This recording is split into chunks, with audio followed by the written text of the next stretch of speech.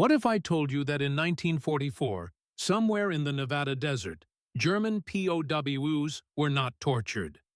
They were hired, not questioned, not beaten, not starved. They were given contracts, and the job description was only one sentence long: "You will become someone who died." This story unfolds in the empty stretches of Nevada, several hours north of Las Vegas, in a facility that never appeared on public military records, close enough to the restricted airspace near Area 51 to ensure privacy, but far enough to avoid attention. Officially, it didn't exist. Unofficially, it changed lives and erased others. The transfer. The German soldiers were told they were being moved for advanced interrogation. That phrase alone was enough to drain the color from their faces. By 1944, rumors about secret desert camps had circulated through POW networks. No Red Cross visits, no witnesses, no rules. Oberleutnant Karl Fischer, 27, former engineering student from Munich, didn't believe in rumors until the train windows were painted black, until the guards stopped speaking, until the air turned dry and suffocating. When the train finally halted at night, the doors opened to floodlights and silence. No shouting, no rifles aimed at their chests, just a clean concrete platform and a single American officer waiting. He spoke fluent German. "Welcome. You are safe here." The word safe felt like an insult. The camp with no fear. They were marched through open gates. Open, not unlocked, not guarded, just open. Inside, they saw modern white barracks with electricity, real beds with clean linen ceiling fans, a medical wing, a library, a recreation yard. One prisoner whispered, "They're softening us." Another muttered, "This is psychological." Karl said nothing. He observed details: no guard towers, no machine guns facing inward, no barbed wire angled to prevent escape. It was a camp built to keep people in without force. The first dinner. That night, they were served steak, fresh bread, coffee. Actual coffee. The Americans did not stand over them. They did not demand information. They did not even ask questions. After the meal, the same officer returned carrying a stack of folders. He placed them on the table. "These are voluntary contracts," he said calmly. The room froze. Contracts? You are not required to sign. You are not required to stay. The gates remain open at all times. A soldier laughed nervously. "And if we leave? You will find desert. No pursuit." The officer slid one folder toward Karl. Inside was not an interrogation form. It was a job offer. The offer: monthly salary, private housing, full meals, education, and after the war, American citizenship.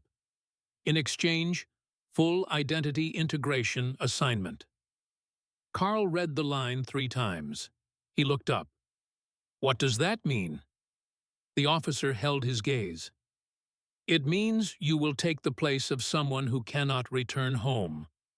Silence fell so hard it felt physical. One of the younger soldiers whispered, "You mean spies?" The officer shook his head. "No." He opened one of the folders and removed a photograph. An American soldier, about Karl's age, brown hair, strong jaw, smiling beside a woman and a small child. "Private Daniel Whitaker," the officer said. "Killed in France. Body unrecoverable." He placed the photograph in front of Karl. "We would like you to become him." The explanation. The officer continued, calmly, clinically. "Thousands of American soldiers have died overseas. In many cases, Remains are incomplete or missing. Families are informed, but closure is fragile. Carl's stomach tightened. We offer you survival, a future, a home. And what happens to us? Another prisoner asked. You disappear, the officer replied. Officially, you died in transport. It was insane. It was impossible. It was tempting. The psychological hook. They were given access to the files. Each folder contained childhood photos, school records, letters from home, medical history, audio recordings, handwriting, samples, personal habits, favorite foods, scars, and distinguishing marks. They weren't being asked to act. They were being trained to overwrite themselves. Carl flipped through Daniel Whitaker's life. A boy from Ohio, afraid of thunderstorms, allergic to shellfish, proposed to his wife under a maple tree. Carl looked at the photo of the woman again. She was waiting for a man who would never return. Unless the unsettling detail. That night, Carl walked the perimeter. The gates were still open. Desert wind whispered across empty sand. He could leave. No one would chase him. But then he noticed something strange. Across the compound, separated by a low fence, stood another barracks. Lights on. Guards outside. Unlike the rest of the camp, that section was secured. Carl approached a passing American guard. Who's over there? The guard hesitated, then answered quietly, Candidates who declined. Carl felt his chest tighten. Declined what? The guard didn't smile. The offer. By morning, 3 prisoners had signed, not because they believed it, but because war had already erased who they were, and the promise of becoming someone else was safer than returning to nothing. But what none of them knew, what no one told them, was this. One of the dead Americans in the folders was still alive, and he was being kept inside that secured barracks because the program wasn't replacing the dead. It was testing something far more dangerous. 3 men signed the contracts on the first morning. Carl Fisher did not. Not yet. He told himself he needed more information, more data. Engineers didn't leap, they calculated. But as he stood in the Nevada sun, staring at the second heavily guarded barracks across the compound, one thought kept repeating in his mind. If the dead were truly dead, why guard them? The secured wing. Unlike the rest of the facility, the second barracks had fencing with inward-facing barbed wire, armed patrols, covered windows, restricted entry. It looked like the prison they had expected, which meant everything else was the illusion. That evening, Carl approached the fluent German-speaking officer again. Who's inside that building? The officer didn't deflect this time. Variables, he said calmly. Carl narrowed his eyes. You mean prisoners? I mean complications. That was not an answer. The first training session. Despite not signing, Carl was invited to observe orientation. Voluntary, of course. Inside a classroom cooled by humming air units, one of the American instructors began a lecture. On a chalkboard were 3 words, identity is behavior. The instructor addressed the German POWs like university students. You believe a person is a soul, he said, or a body, or a memory. He tapped the chalk against the board. We believe a person is patterns, patterns of speech, patterns of reaction, patterns of posture, patterns of choice. If we reproduce the patterns, the instructor continued, we reproduce the person. One of the signed prisoners, a former radio operator, raised his hand. "And if the wife notices?" The instructor didn't hesitate. "She won't." The confidence in his voice was not arrogance. It was research. The demonstration. To prove it, they brought in a man. He wore an American uniform. He walked with relaxed shoulders, slight outward turn in his right foot. He scratched his jaw when thinking. The instructor turned to the German POWs. "Who is this?" No one answered. The instructor handed Carl a photograph. Private Daniel Whitaker. The same man from Carl's folder. Carl looked from the photo to the man in the room. It was him. Or an almost perfect copy. The eyes were slightly wrong, but everything else, identical. The man even had the same scar above his eyebrow. One of the prisoners whispered, "That's impossible." The instructor smiled faintly. "No, it's method." The crack in reality. Then the door opened, and another man was escorted in. He looked tired, unshaven, angry. He also looked exactly like Daniel Whitaker. The room went silent. The first man, the polished one, kept his composure. The second man stared at him with visible hatred. Carl felt his heartbeat in his ears. The instructor spoke calmly. "Gentlemen, meet the original." The secured barracks suddenly made sense. Some of the dead weren't dead, they were classified. Why keep the original? The explanation was clinical. Private Daniel Whitaker had been declared killed in action. In reality, he had survived, but had witnessed something sensitive during operations in France. Something the government preferred not to explain. Instead of court-martial, instead of execution, they erased him. On paper, he died a hero. In reality, he was transferred here. Now he existed only as a template, a baseline personality model. They were not replacing the dead.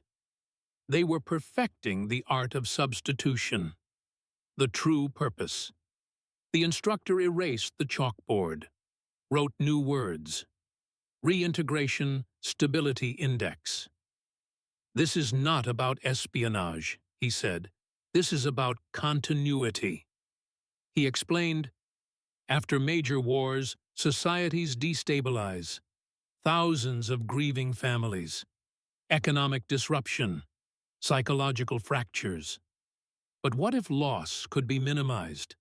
What if soldiers didn't return in coffins? What if they simply returned, even if they weren't the same men?" One of the Germans muttered, "That's monstrous."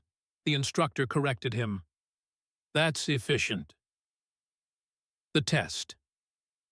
The two Whitakers were asked identical questions. Childhood memories, first kiss, favorite baseball team. The replacement answered flawlessly. The original hesitated twice. The instructor turned to the POWs. "Memory degrades. Training does not." Carl felt something shift inside him. If behavior defined identity, if consistency mattered more than origin, then what was a person, really? The private conversation. That night, Carl did something reckless. He walked toward the secured barracks. For the first time, a guard stopped him. "No access." Carl lowered his voice. "I just want to speak to him." The guard studied him. After a long pause, he opened the door slightly and let Carl step inside under supervision. The real Daniel Whitaker sat alone at a metal table. When he saw Carl, he laughed bitterly. "They offering you my life too?" Carl didn't answer. Whitaker leaned forward. "They think if someone acts like you long enough, you disappear." His eyes were sharp, defiant. "But I'm still here." Carl swallowed. "Why not let you go home?" Whitaker's smile vanished. Because I wouldn't follow the script. The disturbing discovery. As Carl turned to leave, he noticed something through the hallway window. Another room. Another original. And another, not just one American declared dead. Dozens. Some cooperative. Some broken. Some studying their own replacements through one-way glass. The program wasn't small. It was scalable. By the end of the week, 6 more Germans had signed. Carl still hadn't. But the officer delivered a final piece of information that changed everything. "You are not here because we captured you," he said quietly. "You are here because you scored highest." "Highest in what?" Carl asked. The officer met his eyes. "Psychological adaptability." They hadn't been selected for interrogation. They had been recruited. And in Part 3, Carl will discover the real experiment isn't about replacing Americans. It's about proving that identity itself can be manufactured and exported. And once perfected, it won't stop with soldiers. Carl signed the contract on the 8th day. Not because he believed in it. Because he wanted access. If this was an experiment, he needed to see its full design. The document was only 3 pages long. It did not describe torture. It did not threaten punishment. It did not even mention loyalty to the United States. It simply stated, "Participant agrees to full identity integration and permanent discontinuation of prior self." Permanent discontinuation. That phrasing lingered in his mind. When he handed the pen back, the officer nodded once. "Welcome to Phase 2. Erasing Carl Fisher." The first step was not learning. It was subtraction. They took his photograph, his name, his personal history. Every document identifying him as Carl Fisher was sealed in a gray envelope stamped, "Deceased. Transport incident." "You are officially dead," the officer explained calmly. Carl expected fear. Instead, he felt something colder. Relief. No war, no expectations. No homeland collapsing under bombs. Just blank space. Assignment: Daniel Whitaker. They gave him the file again. Private Daniel Whitaker. Born 1920. Columbus, Ohio. Wife: Margaret Whitaker. Daughter, Elise, age 4. Occupation before war: auto mechanic. Favorite song, "I'll Be Seeing You." Habit: cracks knuckles before speaking under stress. Carl studied every page like engineering schematics. This was not acting. It was reconstruction. The mirror room. 3 days later, he was brought into what they called the mirror room. It contained a large one-way mirror, a desk, 2 chairs, a recording device, and the original Daniel Whitaker.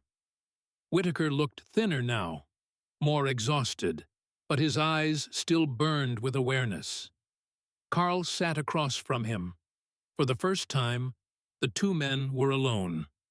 The instructor's voice came through a speaker. "Begin baseline replication." Whitaker leaned back. "So you're my replacement?" Carl answered carefully. "I'm your continuation." Whitaker laughed once. "They teach you that line?" "No." Silence stretched between them. Carl studied Whitaker's posture. The way his left shoulder dipped slightly lower. The rhythm of his breathing. He mimicked it unconsciously. Whitaker noticed. "Stop that." Carl didn't. The experiment. Within the experiment. For weeks, they ran controlled interactions. They measured speech cadence similarity, facial muscle mirroring, emotional reaction, timing, stress response. Carl was told something unsettling. Do not copy his memories. What do you mean? Carl asked. Memories are unreliable. Copy reactions. So instead of memorizing stories, he learned how Whitaker reacted when insulted, how long he paused before answering personal questions, how his voice changed when speaking about his daughter. It was behavioral mathematics. Whitaker grew increasingly disturbed. "You're not becoming me," he said one day. "You're becoming better at being me than I am." Carl didn't respond, because the data supported it. The first field simulation. They built a replica. Inside another wing of the camp was a reconstructed American living room based on Whitaker's house. Same wallpaper pattern, same couch layout, same kitchen table. An actress played Margaret. A child from a nearby military family played Elise. Carl entered the room in uniform. The actress froze. Her eyes filled with tears on cue. "Danny?" she whispered. Carl cracked his knuckles. Not because he planned to, because his body had learned to. He stepped forward slowly. "It's me." They monitored her pulse, her breathing, her micro-expressions. She embraced him. No hesitation. Afterward, the instructors reviewed the footage. "Convincing," one said. "Emotional acceptance threshold exceeded," another added. Whitaker watched through the glass. He didn't look angry anymore. He looked erased. The terrifying statistic. That evening, the lead officer sat with Carl privately. "Do you know what the success rate is so far?" Carl shook his head. 82%. "For families accepting replacements?" Carl asked. The officer's gaze hardened slightly. "No. For originals preferring the replacement to return home instead of themselves." Carl felt his stomach drop. "You're lying." The officer didn't blink. "Many of them understand they've changed. Trauma, secrets, things they cannot speak about. The replacement offers stability." Carl thought of Whitaker's bitterness, his unpredictability, his refusal to follow the script. And then he thought of Margaret, of a quiet home, of a man who never woke up screaming. Which version would she choose? The real objective. On day 30, Carl was shown a classified document, not about soldiers, about diplomats, industrial leaders, scientists. The heading read, "Continuity Initiative, Domestic Application." This was never about grieving families. It was about control. If identity could be replicated, then any unstable variable in society could be replaced. Quietly, without chaos, without explanation. Carl realized something horrifying.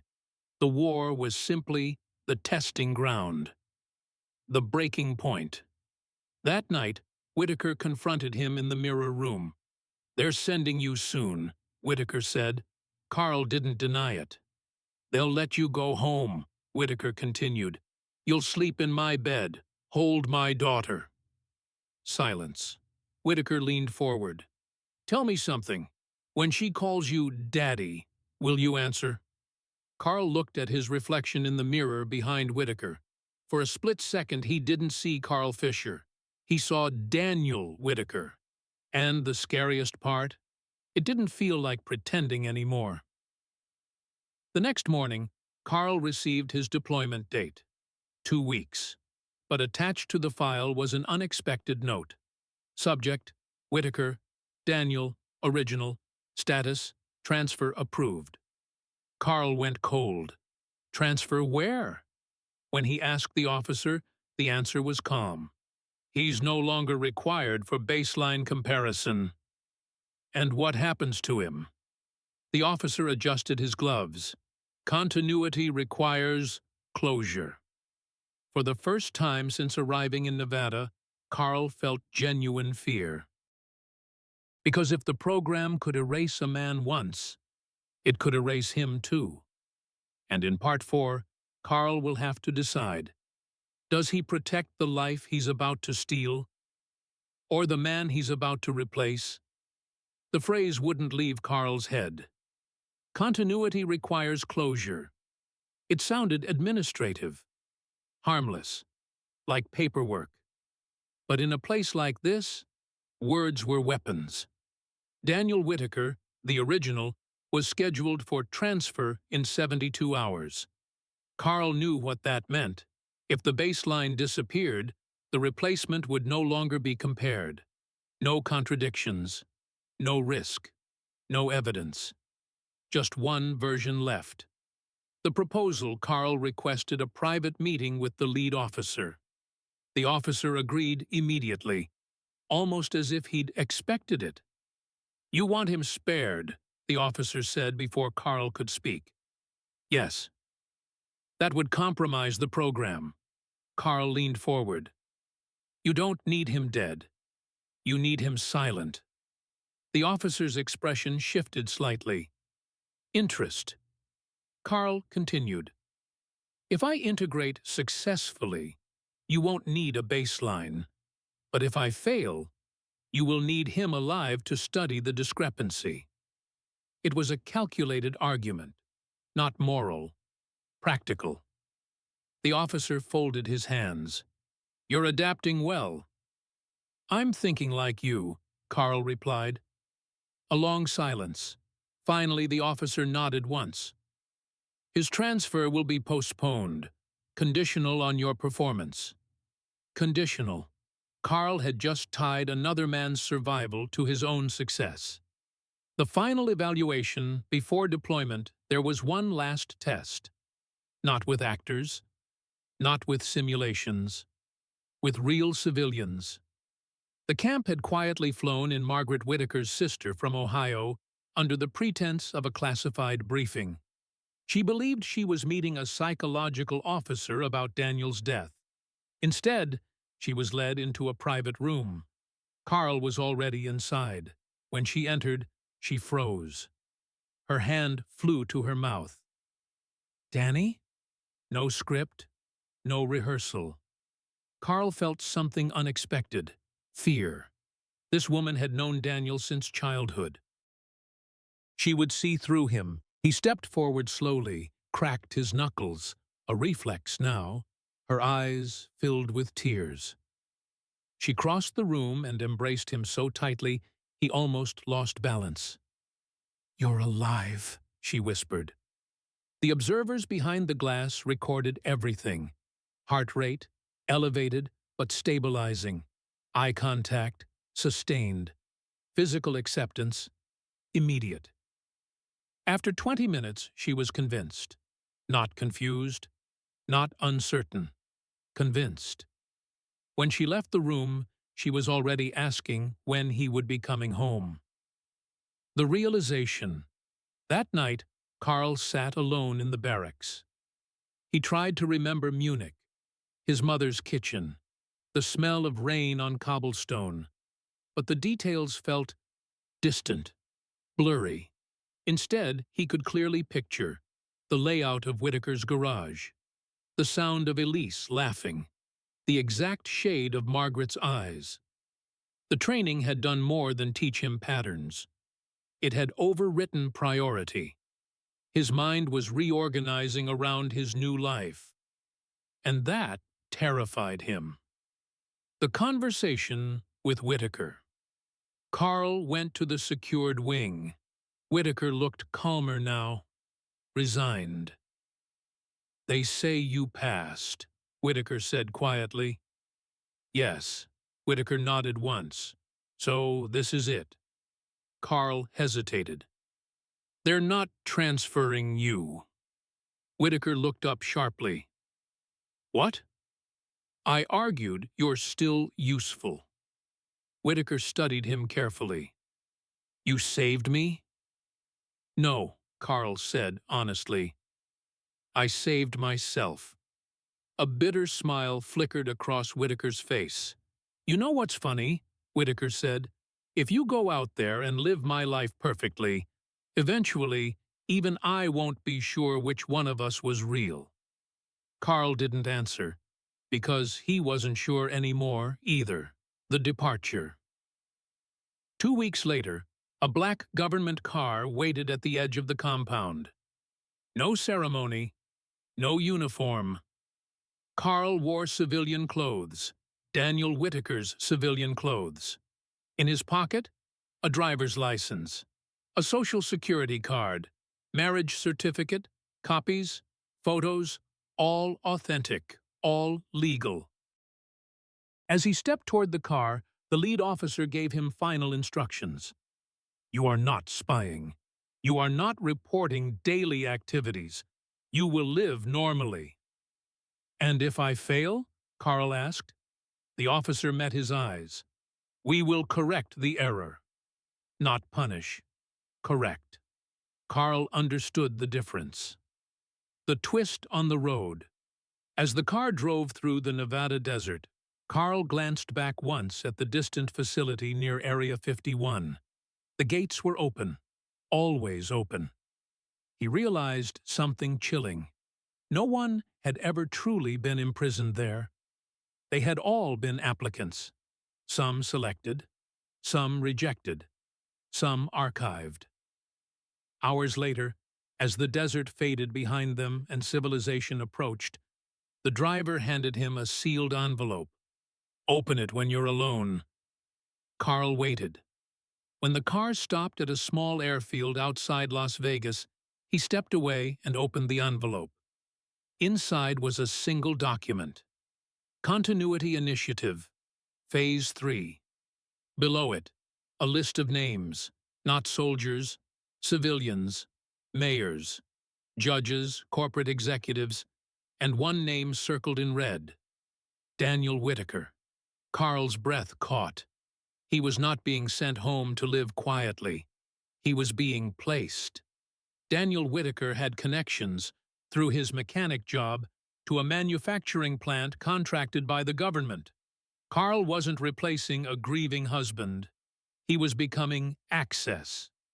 As the plane prepared for takeoff to Ohio, one final line in the document burned into his mind.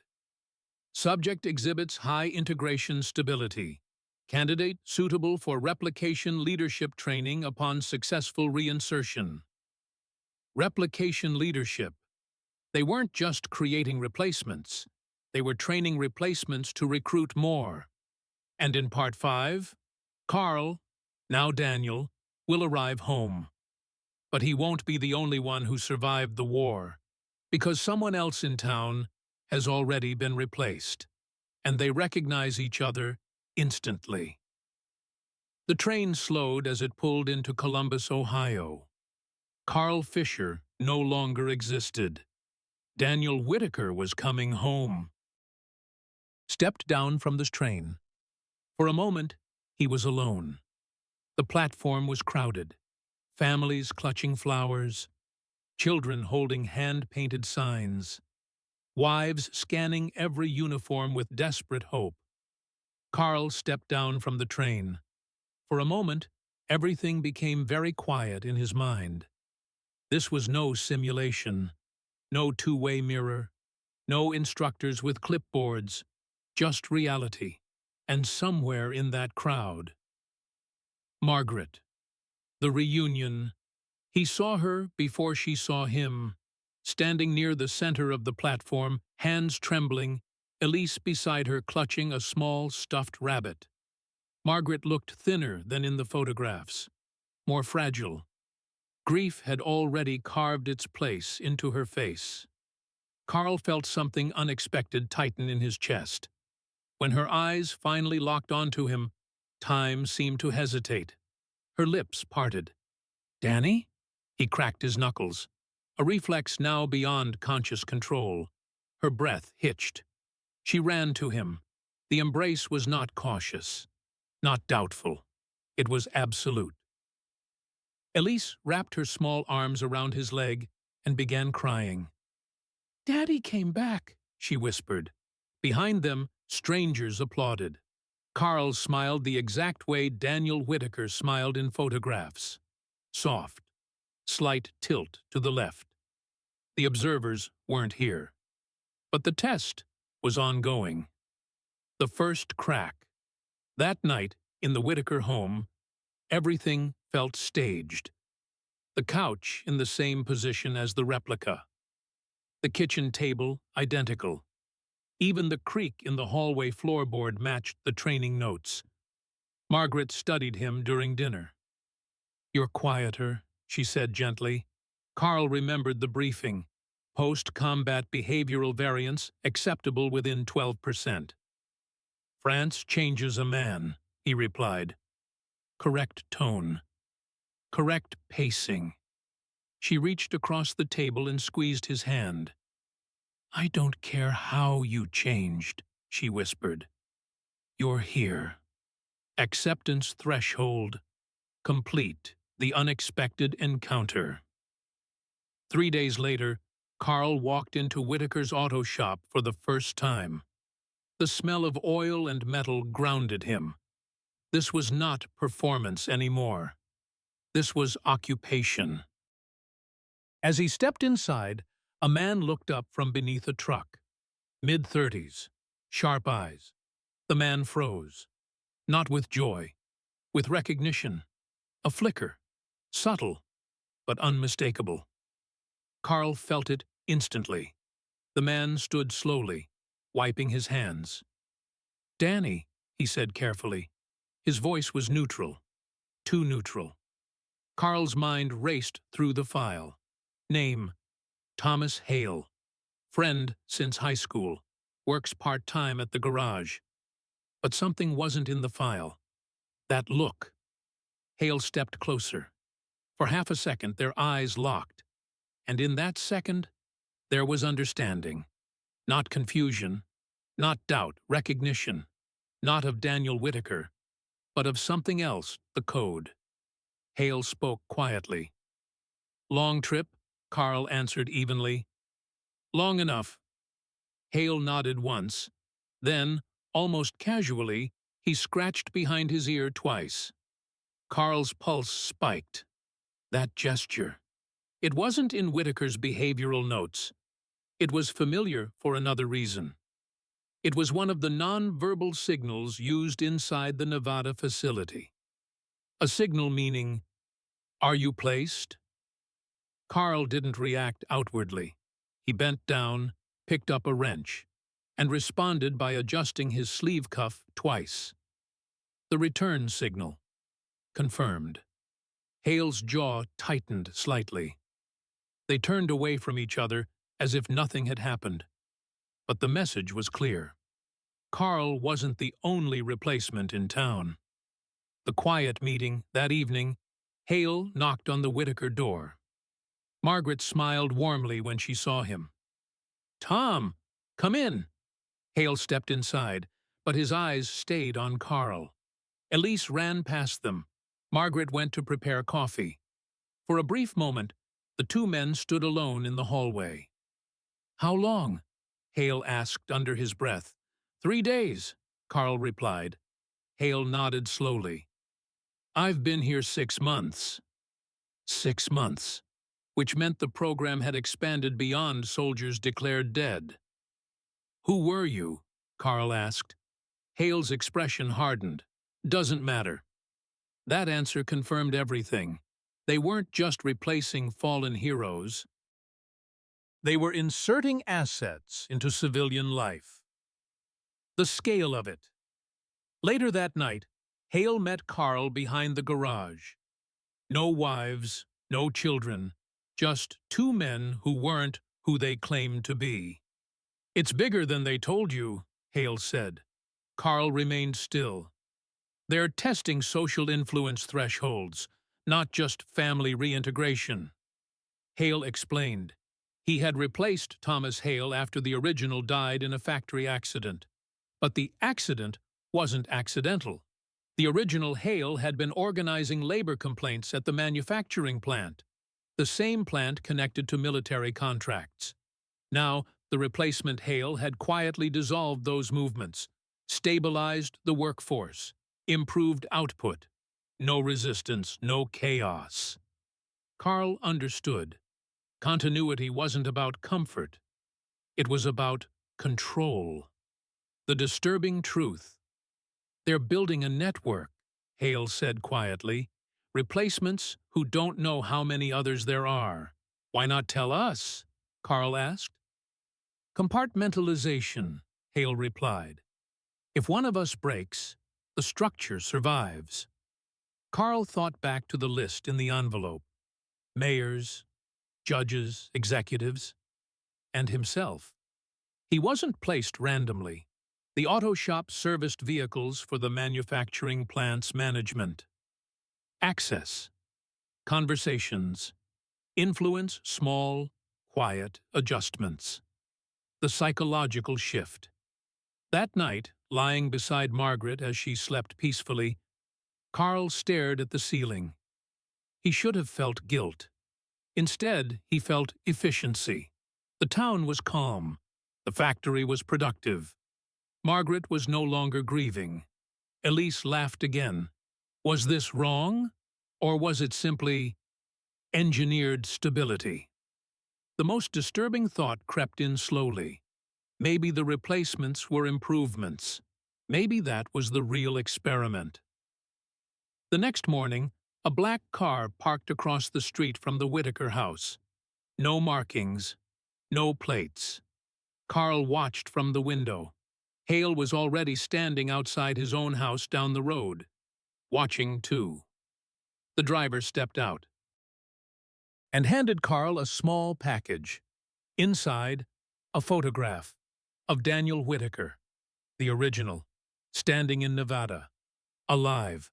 Stamped across the image in red ink, release consideration denied. Below it, a single typed sentence. Phase 3 requires demonstration of loyalty. Carl felt something ice-cold settle in his chest. They weren't just testing integration.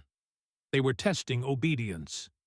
And in Part 6, Carl will face a decision that will determine whether Daniel Whitaker remains the only version of himself, or whether the original finally comes home. Carl didn't sleep that night. The photograph lay on the kitchen table long after Margaret had gone to bed. Daniel Whitaker, the original, stood in the Nevada desert, thinner but unmistakably alive. A date stamp confirmed it was recent. Below the image, Phase 3 requires demonstration of loyalty. No instructions, no signature, just implication. Across town, Hale had received the same message. Carl knew without asking. The black car wasn't a threat. It was a reminder. They were still being monitored. The call. At exactly 8:17 a.m., the phone rang. Margaret answered cheerfully. Carl watched her face change. Confusion, then relief. "It's for you," she said softly. Carl took the receiver. A familiar voice spoke in calm, measured German-accented English, the lead officer from Nevada. "You've integrated successfully," the officer said. "Impressive stability metrics." Carl remained silent. "We require one action." There it was. "What action?" Carl asked. A pause. Then, "The original Daniel Whitaker will be transported east in 48 hours. En route, there will be an opportunity for resolution." Carl felt the meaning settle like concrete. "You want me to confirm he doesn't arrive," Carl said flatly. "We want to confirm that you understand which identity now serves continuity." The line went dead. The offer behind the threat. An hour later, Hale appeared at the garage. He closed the doors before speaking. "They called you too." "Yes." Hale's jaw tightened. "They're making us choose."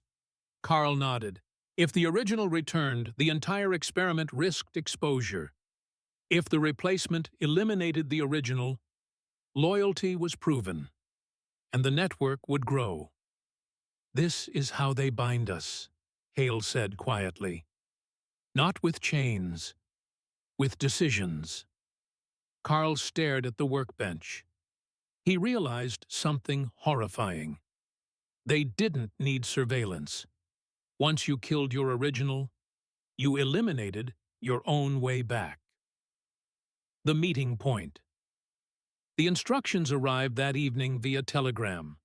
A freight rail yard outside Columbus. Midnight. No witnesses. Carl drove alone. The air was cold, industrial, quiet, except for distant metal clanging. A single guarded transport car stood on a side track. No military insignia, just logistics. A man stepped from the shadows, not the Nevada officer. Someone else. Civilian suit. Clean gloves. "You understand the purpose," the man said calmly. Carl didn't. Eyes met. Recognition flared instantly. Eyes met. Recognition flared instantly. The confrontation. The suited man handed Carl a revolver. "One shot," he said. "No body recovery complications." Whitaker stared at Carl. "So this is how it ends," Whitaker said quietly. Carl stepped inside the rail car. The door slid shut behind him. For the first time since Nevada, there were no observers. No glass, no instructors. Just two versions of one life. Whitaker studied him carefully. "They made you good," he said. "You even stand like me now." Carl's hand tightened around the revolver. "If you go home," Carl said quietly, "everything collapses." Whitaker nodded slowly. "I know." Silence filled the metal car. Then Whitaker said something unexpected. "They told me about the factory, about Hale, about others." Carl's eyes flicked up. Whitaker continued, "They don't want heroes. They want predictable men." "And you're not predictable," Carl said. Whitaker smiled faintly. "No, the truth about the originals." Whitaker stepped closer, chains rattling softly. "You know what they discovered?" he asked. "Most of us didn't want to go back." Carl frowned. "They offered us a choice," Whitaker continued. "Disappear quietly, or return home and risk saying things they couldn't control." "You chose to return," Carl said. Whitaker shook his head. "No, I chose not to disappear." That was the difference. The replacements were engineered for stability. The originals were variables, and variables frightened governments. The decision outside, the suited man checked his watch. Inside, Carl raised the revolver. Whitaker didn't flinch. "If you pull that trigger," Whitaker said calmly, "you'll never be Carl again." "I'm not Carl," he replied automatically. Whitaker held his gaze. "That's the test." Carl's mind raced. If he shot Whitaker, the program would trust him. Margaret and Elise would remain safe. The network would expand. If he didn't, he'd expose himself. Margaret might lose her husband again. The program might replace him too. Continuity required closure, unless continuity itself was the lie. Carl lowered the gun for half a second, long enough to decide. Then a single shot echoed through the rail yard. The aftermath. The rail car door slid open. The suited man looked inside. Carl stood alone, breathing hard, gun in hand. "There was resistance," Carl said evenly. The suited man nodded once. "Understood." No body was visible. No confirmation requested. Just efficiency. The chains lay on the floor, empty. For 3 days after the rail yard, nothing happened. No black cars, no phone calls, no corrections. Margaret laughed at breakfast. Elise asked him to fix her toy rabbit. The factory ran smoothly. Hale avoided long conversations. If the program suspected betrayal, it didn't show it, which meant one of two things: they believed him. Or this had all been part of the design. The second signal. On the fourth night, Carl found a matchbox on the kitchen counter. Not Margaret's. Inside was a tiny folded strip of paper. Coordinates. Desert. Nevada. Near the same restricted stretch outside Area 51. And beneath the coordinates, two words. Phase 4. He didn't tell Margaret. He didn't tell Hale. He drove west alone the return. The desert facility looked unchanged. White barracks, open gates, still no guard towers. Still no visible force. But this time, the illusion felt thinner. The lead officer was waiting outside as if Carl had been scheduled. "You passed," the officer said calmly. Carl didn't answer. "You demonstrated initiative under ambiguous instruction. That was the objective." "You told me to kill him," Carl said flatly. "We told you to resolve instability." The officer's eyes were steady. "And you chose complexity over obedience." Carl felt something twist inside him. "So you expected me to spare him?" The officer gave the faintest hint of a smile. "If you had shot him, we would have replaced you within the month." Silence. "You were never being tested for loyalty," the officer continued. "You were being tested for independent stability." The reveal. Carl was led inside the secured wing again. But it was different now. Empty cells. Lights off. The originals were gone. "Where are they?" Carl demanded. "Relocated," the officer replied. "Released?" Carl asked. The officer stopped walking. "Integrated." Carl's breath slowed. "Integrated where?" The officer opened a door. Inside the room stood Daniel Whitaker. Alive, unchained, free. Whitaker looked tired, but not defeated. "They offered me something new," Whitaker said quietly. Carl's eyes narrowed. "What?" Whitaker held his gaze.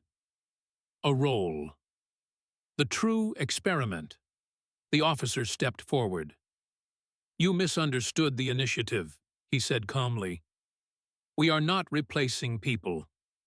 Carl said nothing. "We are creating redundancy," he explained. "The first phase tested whether identity could be replicated. The second tested whether families would accept continuity. The third tested whether replacements could operate within society. But Phase 4 tested cooperation between original and replacement, not elimination, not secrecy, synchronization. If two men can share one identity without collapse, POWs, the officer said, we eliminate the fragility of individuality. Carl felt the scale of it. Not just control, not just stability, immortality of position. If one failed, the other continued. Governments would never lose leaders unexpectedly again. Corporations would never lose strategic minds. Families would never experience permanent grief. Continuity without interruption. The offer. Whitaker stepped closer. "They want us both operational," he said. "How?" Carl asked. "Alternating presence, staggered appearances, controlled exposure." One Daniel Whitaker at the factory, another traveling for contract work. Illnesses explained away. A life stretched across two bodies. Carl's mind raced through the implications. Double influence, double reach, perfect deniability. "And if we refuse?" Carl asked. The officer answered calmly. "Then you both disappear, and two new candidates begin." No threat in his voice. Just math. The final choice. Whitaker looked at Carl. "You could go back to Germany," Whitaker said quietly. "Disappear somewhere else.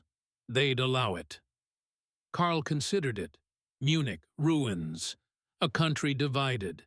A name officially dead. Or remain Daniel Whitaker, not as a lie, but as a shared construct. Whitaker spoke again. "You saved me at the rail yard." Carl shook his head slightly. "No, I chose uncertainty." Whitaker nodded. "Then choose it again." The continuity paradox. Carl turned to the officer. "One condition," he said. The officer waited. "No more forced erasures. Originals must consent." A long pause. Finally, the officer nodded. "Consent increases long-term stability. Acceptable." Whitaker exhaled slowly. It wasn't moral victory, it wasn't revolution, it was adjustment. The program would continue. But now, with a flaw introduced. Choice. And choice creates unpredictability. The ending that isn't an ending. 6 months later, in Columbus, Ohio, Daniel Whitaker was seen at the factory every morning. Daniel Whitaker was also reported consulting in Cleveland twice a week. Margaret noticed nothing unusual. Elise simply loved her father. Hale received a quiet promotion, and across the country, subtle changes occurred. A mayor who seemed unusually energetic. A judge who recovered from illness remarkably fast. A corporate executive who never seemed to age under stress. Redundancy spreading quietly. Not invasion, not conspiracy in the loud sense, just engineered continuity. One evening, Carl, or Daniel, stood alone in the garage. Whitaker entered from the back door. They didn't speak for a moment. 2 men, 1 name. "Do you ever miss who you were?" Whitaker asked. Carl thought carefully. "I remember him," he said. "But he feels theoretical." Whitaker nodded. "Maybe that's what identity always was." Outside, Elise laughed in the yard. Margaret called them in for dinner. Whitaker glanced at Carl. "Your turn tonight," he said with a faint smile. Carl removed his work gloves, adjusted his sleeve twice, and stepped toward the house. Not as Carl Fisher, not entirely as Daniel Whitaker, but as something new, something the desert facility had proven possible. A life that doesn't end, only transfers. And somewhere in Nevada the gates remain open, not to keep people in, but to let the next version walk out.